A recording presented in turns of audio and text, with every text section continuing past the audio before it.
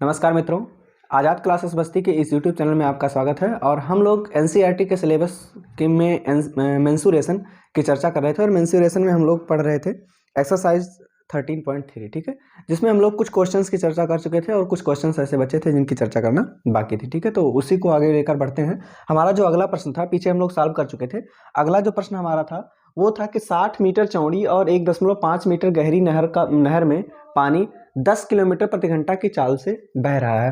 30 minute में यह नहर कितने क्षेत्रफल की सिंचाई कर पाएगा, जबकि सिंचाई के लिए 8 सेंटीमीटर गहरे पानी की आवश्यकता है। जैसे मान लीजिए कि एक नहर है। नहर कैसा होगा? घनाभ के आकार का। नहर कैसा होगा? घनाभ के आकार का। कुछ ऐसे है नहर, ठीक। इस नहर में से पानी जा रहा है, इस नहर में से पानी क्या हो रहा है? जा रहा है, ठीक। इस नहर से पानी जा रहा है और ये नहर जो है, ये नहर का जो पूरा पानी है एक खेत की सिंचाई कर रहा है। क्या कर रहा है? एक खेत की सिंचाई कर रहा है, ठीक है। अगर देखा जाए तो कुछ इस तरीके से बनेगा, ठीक। ये आपका क्या हो गया? खेत। दोनों घनाभ के आकार के होंगे, दोनों किस आकार का होगा? घनाभ के आकार का होगा। और ये पानी क्या हुआ? खेत में भरा हुआ है। ये खेत में पानी क्या हुआ? भरा हुआ, ठीक। अब एक चीज देखें, यहाँ खेत में पानी भरा हुआ है, अर्थात जितना पानी यहाँ से जाएगा और जितना पानी इसमें होगा, इन दोनों जो पानी होंगे, चाहे इसका हो चाहे इसका, दोनों पानी के आयतनों में क्या होगी? समानता होगी। जितना पानी यहाँ से जाएगा उतना ही तो यहाँ होगा। लेकिन ये जो घनाभ बन रहा है, ये भी एक प्रकार का घनाभ है। ये भी एक प्रकार का क्या है? घनाभ है। और इस घनाभ में लंबाई भी होगी, इस घनाभ में चौड़ाई भी होगी और इस घनाभ में ऊंचाई भी होगी, ठीक। ये भी एक प्रकार का घनाभ है। इस घनाभ में लंबाई भी होगी, चौड़ाई भी होगी और इस घनाभ में क्या होगी? ऊंचाई भी होगी। अब देखिए, अगर हम आयतन की बात करें, अगर दोनों के आयतन की बात करें तो लंबाई गुणे चौड़ाई गुणे ऊंचाई हो जाएगा। यहाँ भी अगर आयतन की बात करें तो लंबाई गुणे चौड़ाई गुणे में क्या हो जाएगा? ऊंचाई हो जाएगा। घनाभ का आयतन क्या होता है? लंबाई गुणे में चौड़ाई गुणे में क्या होता है? ऊंचाई। एक चीज ध्यान से बताइए, आयत का क्षेत्रफल क्या होता है? आयत का क्षेत्रफल, आयत का क्षेत्रफल बराबर लंबाई गुणे चौड़ाई होता है। लेंथ इंटू ब्रेथ होता है। लंबाई गुणे क्या होता है? चौड़ाई। अर्थात क्षेत्रफल बराबर लंबाई गुणे चौड़ाई हम लिख सकते हैं। क्षेत्रफल बराबर क्या लिख सकते हैं? लंबाई गुणे चौड़ाई लिख सकते हैं ना। अर्थात लंबाई गुणे चौड़ाई के स्थान पे क्या हम क्षेत्रफल लिख सकते हैं? बिल्कुल लिख सकते हैं, कोई दिक्कत नहीं। लंबाई गुणे चौड़ाई के स्थान पे हम क्या लिख सकते हैं? क्षेत्रफल लिख सकते हैं। अब एक चीज देखिए, नहर की हमको क्या क्या मालूम है? 6 मीटर चौड़ाई है, अर्थात नहर की हमको चौड़ाई मालूम है। नहर की हमको क्या है? चौड़ाई, ठीक है। वो भी ये चौड़ाई किस में है? मीटर में है। चौड़ाई किस में है? मीटर में है। अर्थात 6 मीटर हमको नहर की चौड़ाई मालूम है, ठीक है। फिर कह रहा है 1.5 मीटर गहरी। गहरी मतलब नहर की क्या हो गई? ऊंचाई हो गई, ठीक है। अब कितनी गहरी है? 1.5 मीटर, अर्थात इतनी क्या हो गई? नहर की गहरी। नहर की लंबाई हमको नहीं मालूम है। नहर की लंबाई हमको नहीं मालूम है। नहर की लंबाई अगर हमको निकालना होगा तो देखिए, एक चीज ध्यान से देखो कि जो पानी है वो 10 किलोमीटर प्रति घंटा के चाल से बह रहा है, ठीक है। पानी का चाल कितना? ये भी एक प्रकार का घनाभ ही है, ठीक, ठीक है। और ये भी एक प्रकार का क्या है? घनाभ है। पानी जो बह रहा है, पानी जो बह रहा है, पानी का चाल कितना है? देखो, पानी 1 किलोमीटर में तय करेगी, में तय करेगी। देखो, कह रहा है कि 10 किलोमीटर प्रति घंटा की चाल से बह रहा है, मतलब 1 घंटे में 10 किलोमीटर। 10 किलोमीटर प्रति घंटा का मतलब 1 घंटे में कितना किलोमीटर? 10 किलोमीटर। अर्थात पानी 1 घंटे में, ठीक है, 1 घंटे में तय करेगी बराबर कितना? 10 किलोमीटर। 1 किलोमीटर बराबर 1000 मीटर होता है, तो 10 किलोमीटर बराबर हो जाएगा 10,000 मीटर। हम यहाँ मीटर में क्यों कर रहे हैं? क्योंकि हमको सभी माप किस में दिए गए हैं? मीटर में दिए गए हैं। 1 सेंटीमीटर में दिया है, क्या नाम है? खेत की ऊंचाई, ठीक है। खेत जो पानी की सिंचाई, पानी की गहराई जो है यही सेंटीमीटर में दिया है, तो इसको भी बाद में हम क्या करेंगे? मीटर में बदल लेंगे, ठीक है। अब एक चीज ध्यान से देखिए, फिगर के माध्यम से समझोगे तो पूरा समझ में आएगा। पानी 1 घंटे में तय करेगी कितना किलोमीटर? 10 किलोमीटर, अर्थात 10,000 मीटर। लेकिन पानी चलता कितना है? 30 मिनट तक चलता है। 30 मिनट का मतलब आधे घंटे। 30 मिनट का मतलब पानी, अब देखो, पानी आधे घंटे में अर्थात 30 मिनट, 30 मिनट में तय करेगी,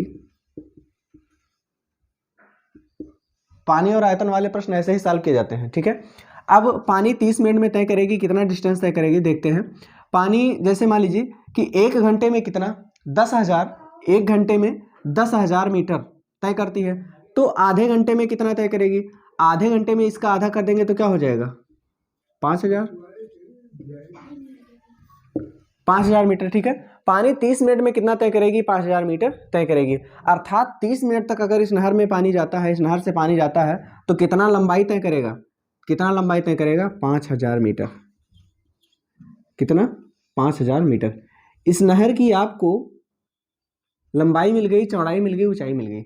इस प्रकार के प्रश्न अगर आपके पास आते हैं कि जिसमें इस स्पीड से बह रहा है, तो उसी स्पीड को क्या करते हैं, उसी स्पीड के अनुसार हम डिस्टेंस निकाल लेते हैं, और जो डिस्टेंस हमको मिलता है वही हमको लंबाई, ऐसे ही नेक्स्ट क्वेश्चन में आपको मिलेगा, ठीक है। तो लंबाई हमको 5,000 मीटर, चौड़ाई 6 मीटर और ऊंचाई कितनी मिल गई 16 मीटर, सॉरी ऊंचाई कितनी मिल गई 1.5 मीटर। और यहाँ अगर हम इसके खेत की बात करें, तो खेत में लंबाई, खेत भी घनाभ के आकार का है, इसलिए लंबाई गुणे चौड़ाई गुणे क्या हो जाएगा, ऊंचाई हो जाएगा। लंबाई गुणे चौड़ाई बराबर हम क्षेत्रफल लिख सकते हैं, और गुणे में ऊंचाई कितना है, ऊंचाई अर्थात पानी की गहराई कितनी है 8 सेंटीमीटर, कितना है 8 सेंटीमीटर। ये 8 सेंटीमीटर दिया है ना, क्या 8 सेंटीमीटर को, 8 सेंटीमीटर को हम क्या लिख सकते हैं, 8 सेंटीमीटर को अगर मीटर में बदलना हो, जैसे मान लो हमने लिखवाया था आपको milli centi deci metre deca hecto, chapter 13.2 का जो लास्ट वीडियो था, ठीक है, 13.2 का पार्ट 2, उसमें हमने बताया है कैसे चेंज करते हैं, ठीक है, उसको जरूर देख लीजिएगा। इससे कभी कभी भी प्रॉब्लम नहीं होगी कि मीटर को सेंटीमीटर में बदलना है, किस में बदलना है, क्या करना है, नहीं। देखो 8 सेंटीमीटर, सेंटीमीटर दिया है हमको, किस में बदलना है, मीटर में बदलना है। हम कितने स्टेप नीचे आ रहे हैं, 1 2 2 स्टेप नीचे आ रहे हैं ना। अगर 2 स्टेप नीचे आ रहे हैं तो जो भी सेंटीमीटर दिया हो उसमें हम 100 से भाग करते हैं। अगर 3 स्टेप नीचे आते तो अभी 1,000 से भाग करते थे, अगर 4 स्टेप नीचे आते तो अभी 10,000 से भाग कर देते। अर्थात 8 सेंटीमीटर बराबर क्या हो जाएगा 8/100 मीटर। हमने इसको मीटर में क्यों किया, क्योंकि आपको सभी जो दूरियां दी गई हैं वो किस में दी गई हैं, मीटर में दी गई हैं, किस में दी गई हैं, मीटर में दी गई हैं। अब एक चीज देखो, इस नहर के पानी का जो आयतन होगा खेत के पानी के आयतन के क्या हो जाएगा, बराबर हो जाएगा। अर्थात प्रश्नानुसार, प्रश्नानुसार क्या होगा, खेत में पानी का आयतन, खेत में पानी का आयतन बराबर हो जाएगा नहर में पानी का आयतन, ठीक। मान लीजिए कि 1 लीटर पानी है, किसी बर्तन में रख देते हो, गोल बर्तन है या सुराही वगैरह है तो सुराही का आकार ले लेगा। उसी को थाली में रख दोगे तो थाली का आकार ले लेगा। उसी को डब्बे में रख दोगे तो घनाभ का आकार ले लेगा। मतलब जल को जिस भी रूप में डाला जाएगा, जिस भी बर्तन में डाला जाएगा, वो इसका कोई आकार नहीं होता है, वही आकार ले लेता है, ठीक है। अब जैसे मान लीजिए यहां हमको क्या मिला है, इस घनाभ के क्षेत्रफल में खेत का जो आयतन है उसका, इसमें जो पानी है वही का आयतन है ना। पानी का आयतन क्या मिला है, लंबाई गुणे चौड़ाई गुणे ऊंचाई, और लंबाई गुणे चौड़ाई की जगह पे हम क्या लिख सकते हैं, क्षेत्रफल। अर्थात क्या हो गया क्षेत्रफल। अभी आपको समझ में आ जाएगा कि हमने यहाँ क्षेत्रफल क्यों लिया। और उसके बाद फिर क्या है ऊंचाई, उसके बाद क्या है ऊंचाई, क्षेत्रफल और उसके बाद फिर क्या है ऊंचाई, ऊंचाई है बराबर नहर में पानी का आयतन, मतलब लंबाई गुणे चौड़ाई गुणे ऊंचाई, लंबाई गुणे चौड़ाई और गुणे में क्या हो जाएगा ऊंचाई। दोनों में ऊंचाइयां अलग अलग है, ठीक है। अब देखिए क्षेत्रफल गुणे में ऊंचाई, क्षेत्रफल आपको निकालना है और गुणे में ऊंचाई कितना दिया गया है, ऊंचाई खेत में पानी वाली ऊंचाई कितनी दी गई है 8/100 मीटर, 8/100 मीटर में बराबर, ठीक है। इसका आयतन क्या हो जाएगा, लंबाई गुणे चौड़ाई गुणे ऊंचाई, अर्थात 5,000 गुणे 6 गुणे 1.5, ये हो जाएगा 5,000 गुणे में 6 और गुणे में क्या हो जाएगा 1.5, ये हो जाएगा। इसी को हमको सॉल्व करना है। क्षेत्रफल बराबर हो जाएगा आपको, क्षेत्रफल बराबर देखो 5,000 गुणे में 6 गुणे में 1.5। देखो यहाँ 100 क्या कर रहा है 8 में भाग कर रहा है, अगर उधर जाएगा तो गुणा कर देगा। 8 क्या कर रहा है क्षेत्रफल में गुणा कर रहा है, उधर जाएगा तो क्या करेगा भाग कर देगा। इसी को सॉल्व करते हैं हम, ठीक। देखो 2 तियां 6 और 2 चौके क्या हो जाएगा 8 हो जाएगा। 4 से अगर हम काटें 4 से अगर हम काटें, 4 से इसको काट दें तो ये हो जाएगा 4 एकम 4, 1 5, 4 दूनी 8, 4 पंचे 20, ठीक है। ये हो जाएगा 1250, ठीक है। 1250 में अगर हम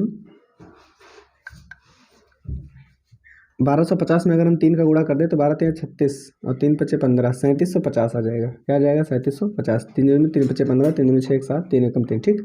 और गुणे में क्या है, 1.5 में अगर 100 का गुणा कर देंगे तो 150 हो जाएगा। क्या हो जाएगा? 150। क्यों? जब 100 का गुणा करेंगे, जैसे मान लीजिए 1.5 है, दशमलव के बाद कुछ नहीं, 0 0 है, ठीक है। अब जैसे मान लीजिए कि इसमें अगर हम 100 का गुणा कर दें, इसमें अगर हम 100 का गुणा कर दें तो इसमें 2 जीरो है, अर्थात दशमलव 2 अंक पीछे जाएगा, अर्थात दशमलव यहाँ से यहाँ आ जाएगा, दशमलव एकदम लास्ट में, अर्थात खत्म, 150 आ जाएगा, ठीक है। इन दोनों का आपस में गुणा कर दें, तो ये हो जाएगा 0 का गुणा 0 में करेंगे, 2 0 हो जाएगा। अब 15 का गुणा कर देते हैं, 0 0 का गुणा 2 0 हो गया, 15 का गुणा 0 में करेंगे 0, 15 पचे 75 के 5, हासिल में क्या आ जाएगा? 7 हो जाएगा, ठीक। और 15 सत्ते 105 और 7 112 के 2, 112 के 2 हासिल क्या हो गया? 11 हो गया। और 15 तिया 45 और 11 क्या हो जाएगा? 45 और 11 56, ठीक है। इतना हो जाएगा, इतना मीटर स्क्वायर क्षेत्रफल को क्या करेगा? ये सींचेगा, ठीक है। ये आपका क्या हो जाएगा? आंसर, ठीक। अब ध्यान दीजिए यहाँ कि जैसे मान लीजिए कि यहाँ ये अगर ये चीज़ आप समझ में आ जाता है, आपको ये चीज़ समझ में आ जाता है, तब किसी प्रकार की कोई समस्या नहीं रह जाएगी, ठीक है। किसी भी प्रकार की कोई समस्या नहीं रहेगी, अर्थात जो नहर का आयतन है वो घनाभ के आयतन के क्या हो जाए? बराबर हो जाए, ठीक है। इस तरीके से आप इस प्रश्न को देखो, अगर यहाँ हम समझ लेते हैं तो सवाल कितना बड़ा है? सवाल तो बहुत छोटा है, सवाल कुछ नहीं है, लेकिन यहाँ सबसे पहले समझना हमारे लिए अति आवश्यक है, ठीक है।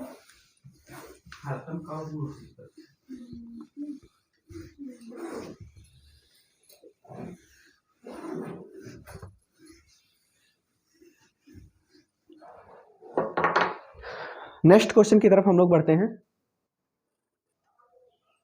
देखिए, जो हमारा अगला प्रश्न है वो कह रहा है कि एक किसान अपने खेत में बनी 10 मीटर व्यास वाली और 2 मीटर गहरी एक बेलनाकार टंकी को आंतरिक व्यास 20 सेंटीमीटर वाले एक पाइप द्वारा एक नहर से जोड़ता है। मतलब क्या है इसका प्रश्न? क्या है कि एक नहर है, मान लीजिए क्या है? नहर है, ठीक है। नहर का ये पानी है और इस नहर के पानी से क्या करता है? नहर के पानी से एक पतली पाइप ले जाता है जिसका व्यास क्या है? आंतरिक व्यास क्या है? 20 सेंटीमीटर। और किसान अपने खेत में बनी 10 मीटर व्यास वाले, 10 मीटर व्यास ही है, हाँ 10 मीटर व्यास और 2 मीटर है, ठीक। तो नहर से ये क्या करता, और इसका व्यास क्या है? इसका व्यास कितना है भाई? ये बेलन क्या आकार का होगा? इसका व्यास कितना है आपके पास? 20 सेंटीमीटर। कितना है? 20 सेंटीमीटर। और त्रिज्या क्या हो जाएगी? अगर व्यास इतना है तो त्रिज्या r बराबर कितना हो जाएगी? 10। व्यास की आधी क्या होती है? त्रिज्या। और ये सेंटीमीटर में दिया है, अगर इसको मीटर में बदलना होगा तो क्या कर देंगे? 100 से भाग कर देंगे, 1 0 से 1 0 कैंसिल, अर्थात क्या हो जाएगा? 1/10 मीटर। हमने मीटर में क्यों किया? क्योंकि आपके पास जो पहले टंकी बनी हुई है वो किस में है? मीटर में। उसके माप किस में दिए हैं? मीटर में, इसलिए, ठीक है। इस टंकी को क्या करता है कि अपने खेत में बनी एक अन्य बेलनाकार टंकी से जोड़ देता है, एक अन्य बेलनाकार टंकी से क्या करता है? जोड़ देता है, ठीक। अब ये जोड़ तो देता है, पानी यहाँ से आ रहा है, ठीक, जोड़ देता है। अब उसके बाद फिर टंकी को पूरा भरना है, इसको टंकी को क्या करना है? पूरा भरना है। ये जो पाइप है ये भी किस आकार का होगा? बेलन के आकार का। पाइप किस आकार का? और ये भी क्या है? बेलन के आकार का। लेकिन इसमें 2 मीटर गहराई है, इसकी गहराई कितनी है? 2 मीटर, अर्थात इस टंकी की ऊंचाई कितनी हो जाएगी? 2 मीटर हो जाएगी। और उसके बाद फिर 10 मीटर व्यास है, इसका व्यास कितना है? 10 मीटर। ये क्या है? व्यास। त्रिज्या क्या हो जाएगी? त्रिज्या इसकी आधी हो जाएगी, अर्थात r बराबर कितना हो जाएगा? इसकी आधी, अर्थात 10 की आधी कितनी हो जाएगी? 5 मीटर। त्रिज्या क्या हो जाएगी? 5 मीटर। अब एक चीज ध्यान से देखो, इसमें से पानी जा रहा है, आपको इसकी त्रिज्या मालूम है, इसकी त्रिज्या। इस पाइप को अगर हम सीधा कर दें तो चाहे इसकी पाइप की लंबाई कही जाए और चाहे पाइप की ऊंचाई कही जाए, बात तो एक ही है ना, ठीक है। चाहे पाइप की लंबाई कही जाए चाहे ऊंचाई की कही जाए, बात एक ही है, ठीक है। अब हमको देखो, त्रिज्या तो मालूम है लेकिन पाइप की लंबाई नहीं मालूम है। अगर पाइप की लंबाई मालूम हो जाए तो हमको पता चल जाएगा पानी ने भाई यहाँ से यहाँ तक कोई डिस्टेंस तो तय किया होगा, ठीक है। अगर ये पाइप की लंबाई हमको मालूम हो जाए तो पता चल जाए पानी ने कितनी दूरी तय की है। अगर दूरी हमको मालूम हो जाए तो हमको चाल दिया है, हम समय निकाल सकते हैं, समय बराबर दूरी बटे में चाल, ठीक। अब जैसे मान लीजिए कि नहर से जुड़ा हुआ है, पानी जा रहा है टंकी में। अब ये क्या होगा? पतली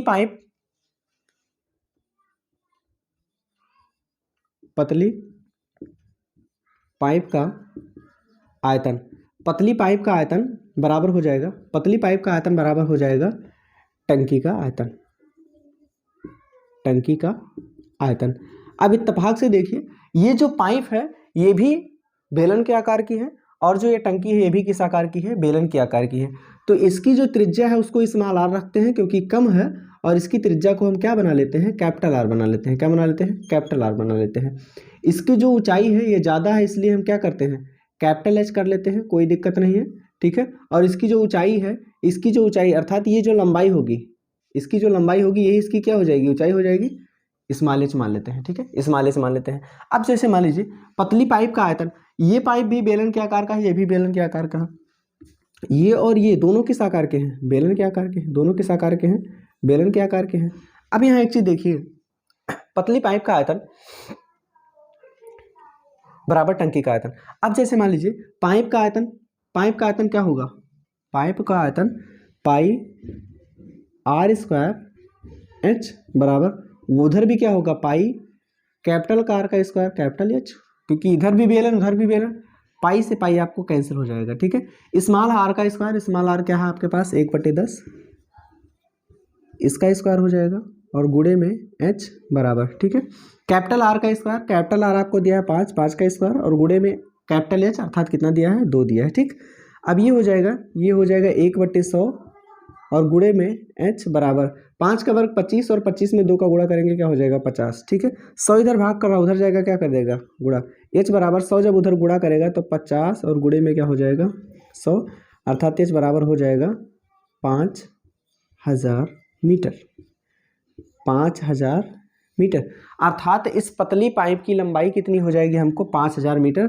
पतली पाइप की लंबाई 5000 मीटर नहीं, अब ये चीज़ जान लीजिए कि जो ये पतली पाइप होगी, इस पतली पाइप द्वारा पानी जितना दूरी तय करेगा वो कितना दूरी होगा, 5000 मीटर होगा। और आपके पास चाल कितना दिया गया है, चाल किस में दिया गया है, 3 किलोमीटर प्रति घंटा, 3 किलोमीटर प्रति घंटा अर्थात 1 घंटे में जाती है, ठीक है।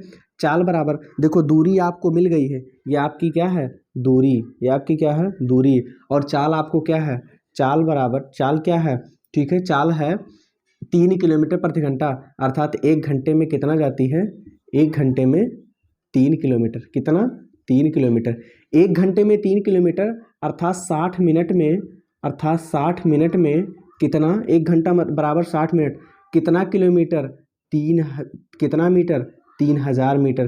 किलोमीटर को मीटर में बदलेंगे 3000 हो जाएगा और 1 घंटे को मिनट में बदलेंगे 60 हो जाएगा। अगर ये 60 मिनट में, अगर ये 60 मिनट में इतना चाल तय कर, इतनी दूरी तय करता है तो 1 मिनट में, 1 मिनट में तय करेगा, 1 मिनट में, 1 मिनट में चाल क्या हो जाएगी, 60 से क्या करेंगे यहाँ भाग कर देंगे, 60 पंचे 350, ये हो जाएगा 50 और उसके बाद फिर मीटर प्रति मिनट, प्रति मिनट अर्थात 1 मिनट में कितना दूरी, कितना इसकी कितना दूरी तय करता है, 50 मिनट, 50 मीटर सॉरी, 1 मिनट में कितनी दूरी तय करता है, 50 मीटर की दूरी क्या करता है, तय करता है। अब आपके पास दूरी है और चाल है, चाल क्या है 50 मीटर प्रति मिनट अर्थात 50 मीटर 1 मिनट में अर्थात 50 मीटर प्रति मिनट, ठीक है। आपके पास दूरी है, आपके पास चाल है, समय, समय बराबर दूरी और बटे में क्या हो जाएगा चाल। दूरी क्या है आपके पास 5000 मीटर, दूरी आपके पास है 5000 मीटर और बटे में चाल क्या है आपका 50 मीटर प्रति मिनट, 50 से 50 कैंसिल, 50 से कम 50 और 2 जीरो बराबर क्या आ जाएगा 100 मिनट, क्या हो जाएगा 100 मिनट। अर्थात ये टंकी कितनी देर में भर जाएगी, 100 मिनट में भर जाएगी, ठीक है। इसी तरीके से आप इस प्रकार के प्रश्न जो भी आए टंकी से या आयतन से संबंधित जो भी प्रश्न आते हैं उनको क्या किया जाता है, सॉल्व किया जाता है, और सॉल्व करने के बाद जो भी आपका क्वेश्चन पूछा होता है उसी क्वेश्चन के बेसिस पे हम लोग क्या करते हैं आंसर अपना निकाल लेते हैं, ठीक है। ये आपका चैप्टर जो आपका एक्सरसाइज था, एक्सरसाइज आपका फिनिश होता है। हम लोग बढ़ेंगे अगले एक्सरसाइज की तरफ, और अगला जो एक्सरसाइज है, ठीक है, पहले उसके बारे में थोड़ा सा हम लोग बात कर लें, ठीक, थोड़ा सा ही बात करेंगे अर्थात ये वीडियो आपको शॉर्ट होने वाला है, छोटा वीडियो होने वाला है आपके लिए, ठीक। अब जैसे मान लीजिए कि आगे हम लोग बात करेंगे शंकु के छिन्नक की। किसकी बात करेंगे? शंकु का छिन्नक। ठीक है, बात होगी हमारी शंकु के छिन्नक की। अर्थात अगला जो होगा हमारा वो क्या होगा? शंकु का छिन्नक। ठीक है, शंकु का छिन्नक इसी के बाद। छिन्नक का मतलब क्या होता है? किसी भी कोई भी वस्तु हो उससे तोड़कर एक छोटा सा टुकड़ा निकाल दिया जाए, वो क्या हो जाएगा? छिन्नक हो जाएगा। ठीक है, अब छिन्नक को कहते हैं फ्रस्टम। क्या हो जाता है? फ्रस्टम। Frustum of cone. ठीक है, ठीक है, कोन का जो फ्रस्टम है वही हमको क्या करना है? उसी के बारे में हमको क्या करना है, पढ़ना है। ठीक है, वो क्या नाम है? छिन्नक बेलन का भी हो सकता है, वो छिन्नक गोले का भी हो सकता है, वो छिन्नक घनाभ का भी हो सकता है, लेकिन यहाँ हमको पढ़ना क्या है? शंकु का छिन्नक। शंकु का छिन्नक क्या होगा? जैसे मान लीजिए कोई शंकु बना हुआ है, कोई शंकु बना हुआ है, इस शंकु में क्या किया जाए? इसके आधार के समांतर ही एक ऐसे काट लिया जाए, ऊपर वाले को अलग कर दिया जाए, ऊपर वाले को अलग कर दिया जाए। ठीक है, ऊपर वाले को अगर हम अलग कर देते हैं तो ये जो छिन्नक बनता है कुछ इस तरीके से। ये क्या होता है? शंकु का छिन्नक। ये होता है शंकु का छिन्नक। ये होता है शंकु का छिन्नक, जिसमें ये यल होती है तिरछी ऊंचाई। ठीक, ये जो इसकी त्रिज्या, आधार वाली त्रिज्या होती है वह R1 होती है, और जो ऊपर वाली त्रिज्या होती है क्या होती है? R2। ठीक है, R1 और R2 होती है, और इसकी ऊंचाई क्या होती है? H। इसकी ऊंचाई क्या होती है? H होती है। अगर हम आयतन की बात करें, छिन्नक का आयतन, फार्मूले इस चैप्टर में, और उसके बाद फिर प्रश्न अगले वीडियो में हम लोग पढ़ेंगे। छिन्नक बराबर क्या हो जाएगा? छिन्नक का आयतन, छिन्नक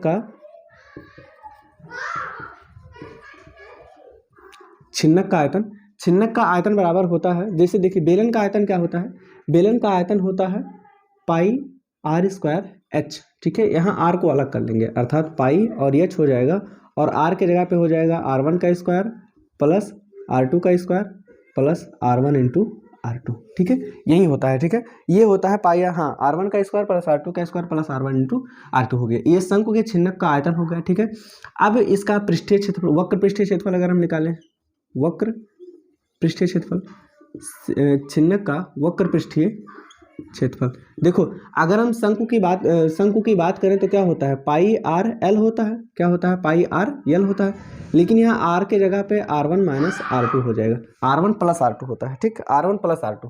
ठीक, और ये क्या है? यल। यल मतलब क्या है? तिरछी ऊंचाई।